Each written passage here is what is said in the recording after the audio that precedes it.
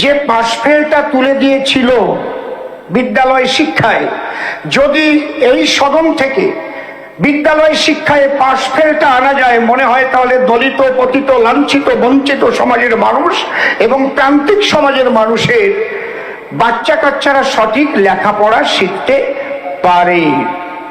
এটা আমার মনে হয়েছে, আপনারা ভাববেন। কারণ যাদের পয়সা আছে তারা ইংলিশ মিডিয়ামে পড়ায়, গরিব মানুষ ইংলিশ মিডিয়ামে পড়াতে পারে না। তারপরে যদি ফেল করবার ভয়ই না থাকে, আর মাস্টারমশাইয়ের হাতে যদি ছড়ি না থাকে,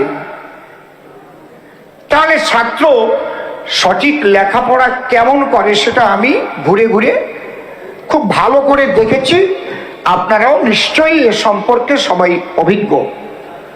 এই জন্যে মাস্টার মশাইরা যেমন স্নেহ করবেন, তেমন মাস্টার মশাইরা শাসনও করবেন। এই অধিকার তাদের দেওয়া যায় কিনা আপনারা ভাববেন, এবং বিদ্যালয় শিক্ষায় পাশফেল ফিরিয়ে আনা যায় কিনা ভাববেন।